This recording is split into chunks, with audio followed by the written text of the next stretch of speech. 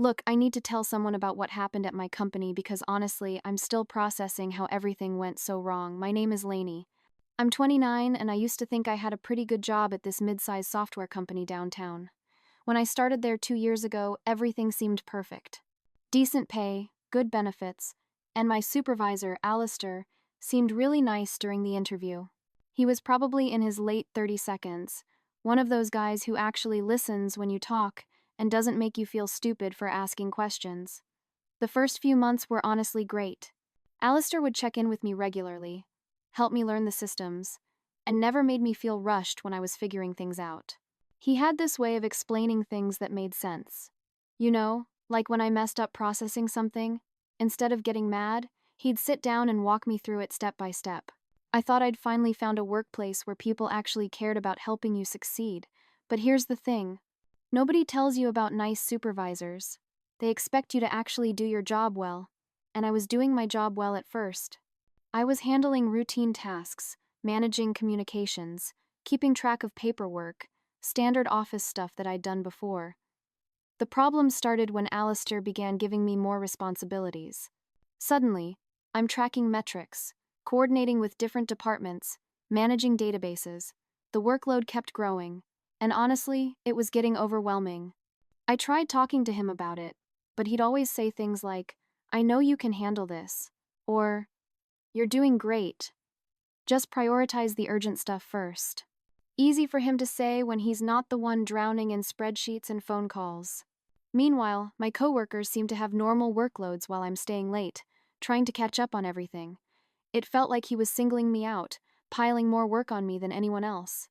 The stress started getting to me physically. I'd wake up with headaches.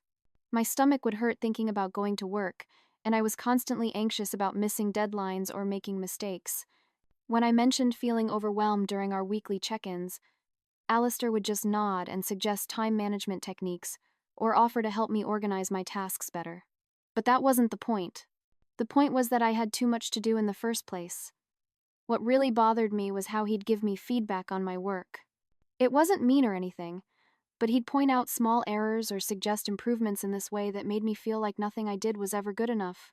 Like when I'd spend hours on a report and he'd come back with notes about formatting or asking for additional analysis. I started dreading our meetings because I knew he'd find something wrong with my work. The breaking point came during a particularly busy week when we had this major presentation coming up. Alistair asked me to compile all the data from the past quarter and create summary charts for the meeting. This was on top of my regular daily tasks, and I told him I wasn't sure I could get it all done by the deadline. His response was to stay late and work through it. Maybe come in early the next day just like that. Work more hours. Sacrifice my personal time because he couldn't manage workloads properly. I started noticing how other people in the office seemed relaxed and happy while I was constantly stressed. During lunch breaks, I'd hear my coworkers talking about their weekends or making plans while I was usually eating at my desk trying to catch up on work. It wasn't fair that I was the only one suffering under this pressure while everyone else got to have normal work-life balance. Something had to change, and I realized I needed to protect myself from this toxic work environment that was affecting my health and happiness. The more I thought about my situation, the more I realized how unfair everything had become. I started paying closer attention to what my coworkers were actually doing during the day. And honestly, it made me even angrier. There's this girl, Tessa, who works in client services. She spends half her day chatting with people, takes long coffee breaks, and leaves exactly at 5 every single day. Meanwhile, I'm here juggling multiple deadlines and getting criticized for tiny mistakes. I began documenting everything Alistair asked me to do just to prove to myself that I wasn't being dramatic about the workload. The list kept growing. Process orders, update databases, coordinate with vendors, prepare reports, manage tracking systems, handle calls when the main line was busy. It was ridiculous. No other person in my position at the company was handling this much responsibility. But somehow I was expected to do it all with a smile. What really started bothering me was how Alistair would praise other people in team meetings while barely acknowledging my contributions, like when I spent 3 days putting together that quarterly report. He mentioned it briefly, but then went on and on about how great Tessa's numbers were. Or when I stayed late to fix a system error that could have cost us a major account, he just said, "Thanks for handling that," and moved on. But if someone brought him coffee or remembered his birthday, suddenly they're Employee of the Month material. I also noticed how differently he treated me compared to other employees. With them, he was casual and friendly, asking about their weekends and making small talk. With me, every conversation was work-focused and serious. It felt like he saw me as just a task completion machine instead of an actual person. When I tried to engage in friendly conversation, he'd give short responses and redirect back to business. It was like he didn't even want to get to know me as a human being. The stress was really affecting my life outside of work, too. I'd come home exhausted and irritated, snapping at my roommate over small things. My weekends became about recovering from the work week instead of enjoying my free time. I started having trouble sleeping because I'd lie in bed thinking about all the tasks I had to complete the next day. This job was literally making me sick. And for what? So Alistair could look good to upper management while I did all the heavy lifting? I tried talking to some of my coworkers about the situation, hoping they'd validate my feelings or offer support, but they either didn't seem to understand the pressure I was under, or they'd make comments like, "At least you're learning a lot." Or, "Alistair obviously trusts you with important work." Trust? More like he was taking advantage of my work ethic and willingness to help. There's a difference between professional development and workplace exploitation. The final straw came when he scheduled a last-minute meeting on a Friday afternoon to discuss areas for improvement in my performance. After everything I'd been doing for this company, after all the late nights and stressful deadlines, he wanted to critique my work. I sat through 30 minutes of him pointing out minor errors and suggesting ways I could be more efficient. Not once did he acknowledge how much I was already handling or thank me for going above and beyond my job description. That weekend, I couldn't stop thinking about how unfair the whole situation was. I deserved better than this. Monday morning, I made the decision to go to HR. I'd been thinking about it all weekend, and I knew I couldn't keep suffering in silence while Alistair continued to create this hostile work environment. I scheduled a meeting with Lorraine, our HR director, and told her I needed to discuss some workplace concerns regarding my supervisor. When I walked into her office, I laid out everything that had been happening.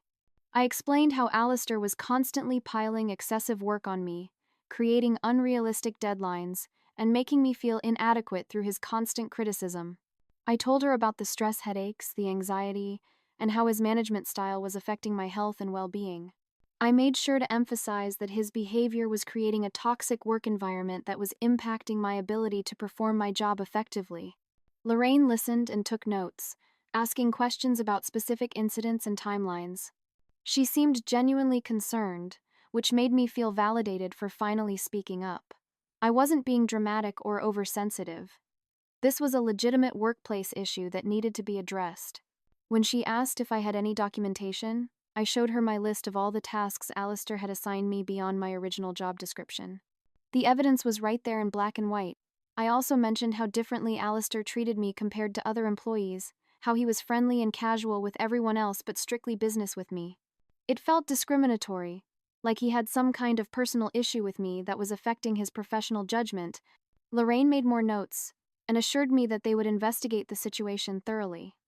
The relief I felt after that meeting was incredible. Finally, someone in authority was taking my concerns seriously. Finally, there would be accountability for Alistair's poor management practices. I felt like I could breathe again, knowing that HR was going to step in and fix this toxic dynamic.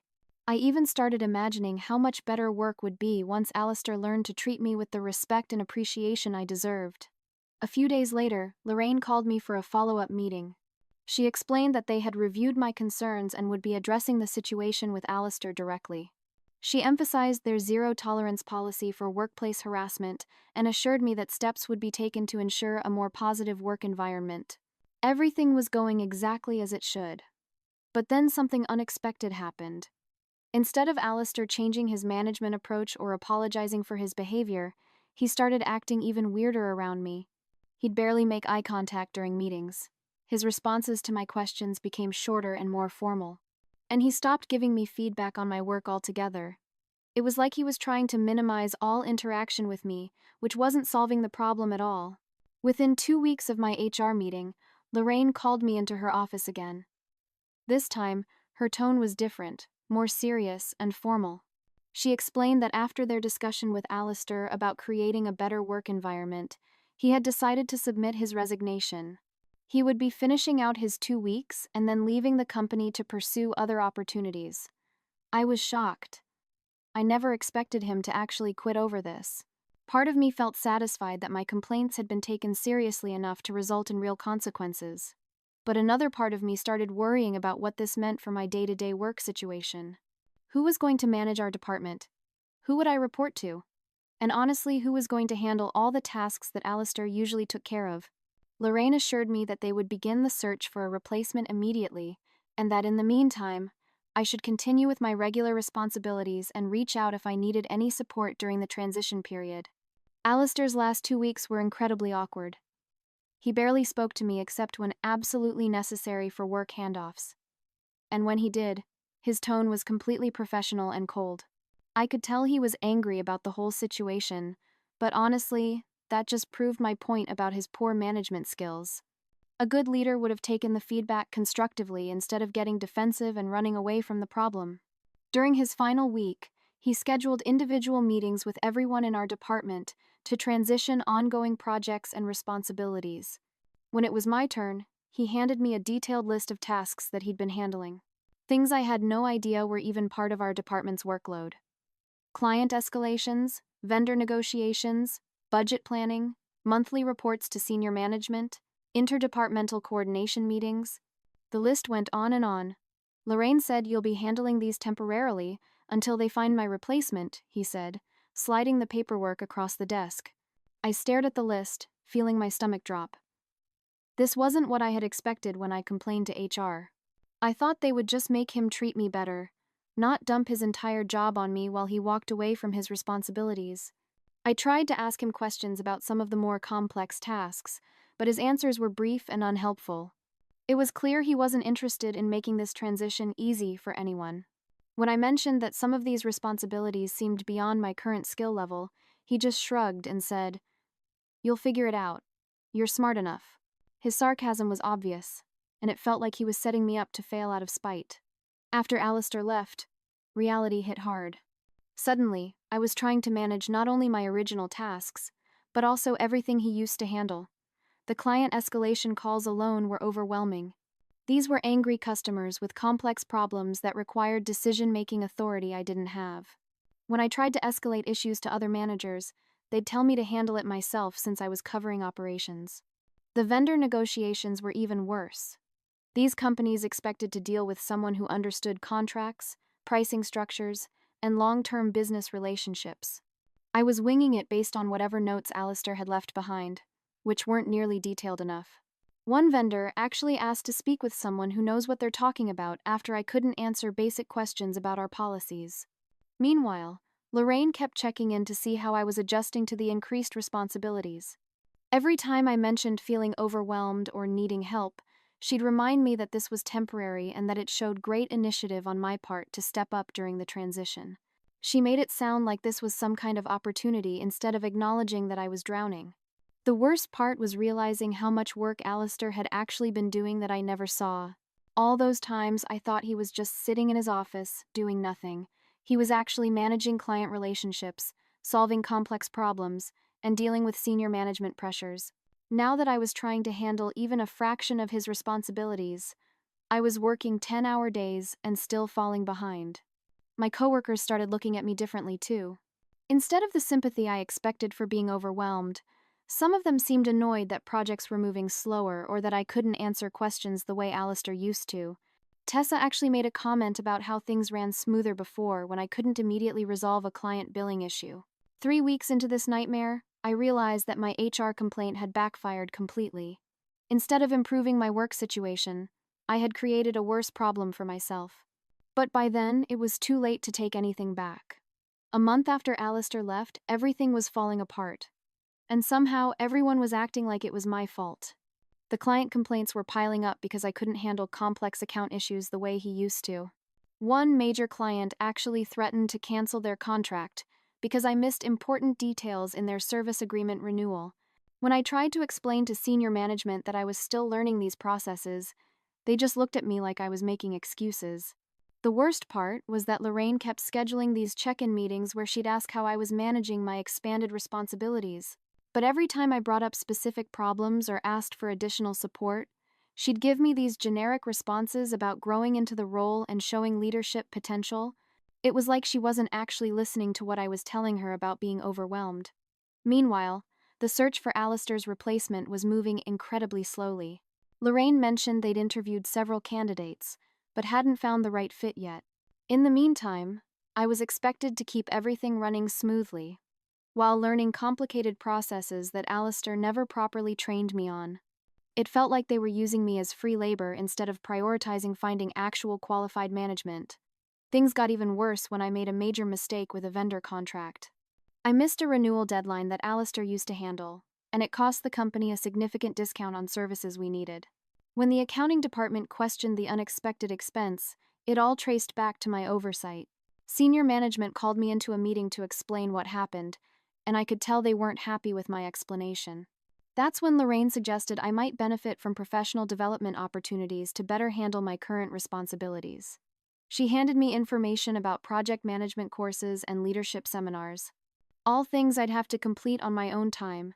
So, not only was I drowning in work I wasn't qualified for, but now I was expected to sacrifice my evenings and weekends to learn skills that should have been Alistair's job in the first place.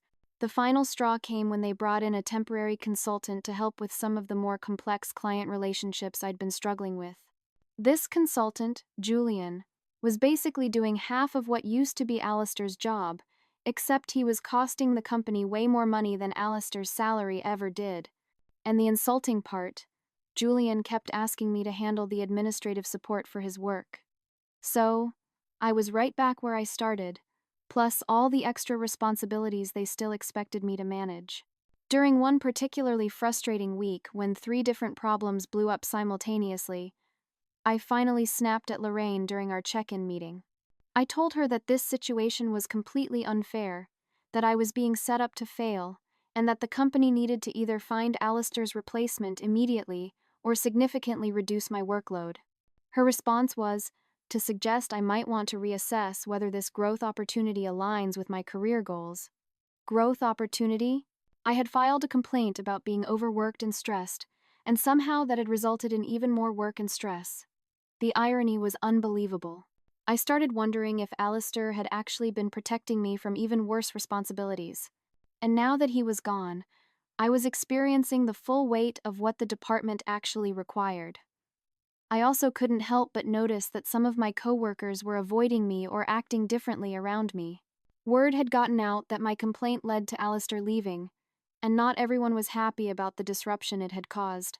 The office dynamic had completely changed, and I was starting to feel isolated and blamed for problems that weren't originally my fault. 6 months later, everything I thought I wanted had turned into a complete nightmare. They finally hired Alistair's replacement, a woman named Meredith, who had way more experience and education than me. During her first week, she reviewed all the work I'd been handling and basically had to redo most of it. Apparently, I'd been making mistakes that were affecting client relationships and vendor agreements in ways I didn't even understand. Meredith's management style was completely different from Alistair's, where he had been patient and explanatory. She was direct and efficient.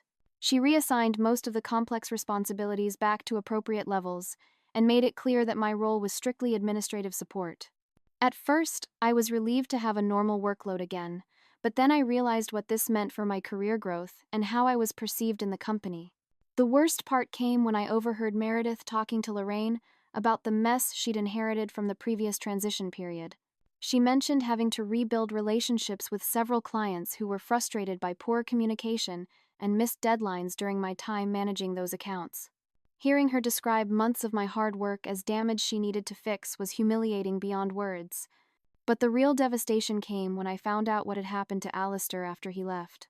Through workplace gossip, I learned that he'd landed a senior management position at a much larger company with a significant salary increase and better benefits. Apparently, during his interview process, he'd explained his departure as wanting to find a role with better organizational support and clearer communication structures. He basically made leaving sound like a strategic career move rather than the result of my complaint. Even worse, I discovered he'd taken two of our best clients with him to his new company. These were accounts he'd built relationships with over years, and when they found out he was leaving, they decided to follow him to his new firm. The lost revenue was substantial enough that our company had to postpone planned bonuses and cut some employee benefits. My complaint hadn't just gotten rid of a toxic supervisor. It had cost the company major clients and affected everyone's compensation. The final blow came during my annual performance review with Meredith and Lorraine. Instead of the praise I expected for handling increased responsibilities during the transition, they focused on the mistakes I'd made and the client relationships that had been damaged. Meredith explained that while they appreciated my willingness to step up, the results had shown that I wasn't ready for higher-level responsibilities and needed to focus on excelling in my current role. Lorraine then delivered the crushing news that my complaints about Alistair had been reviewed as part of the evaluation process. Apparently, their investigation had concluded that most of my concerns stemmed from normal workplace challenges rather than actual management problems. The increased workload I'd complained about was standard for someone in my position showing growth potential, and Alistair's feedback had been within normal supervisory practices. They explained that good managers often challenge their employees and provide growth opportunities which can feel overwhelming initially but leads to professional development. My inability to handle constructive criticism and additional responsibilities had been noted in my file as areas needing improvement. The review made it clear that my reaction to normal workplace expectations had been disproportionate and unprofessional. Now I'm stuck in the same role I started with, but with a reputation as someone who can't handle pressure and creates problems instead of solving them. My chances for promotion or advancement are basically non-existent after this whole situation. Meanwhile, Alistair is thriving in his new position, probably telling people about the employee who couldn't appreciate good management and drove away a supervisor who was actually trying to help her succeed. The worst part is that everyone else seems to have moved on while I'm still dealing with the consequences of trying to advocate for myself in what I thought was a toxic situation. But honestly, I still don't think I was wrong to speak up. The workload was excessive, and he should have been more understanding about my limitations, instead of just expecting me to figure everything out on my own.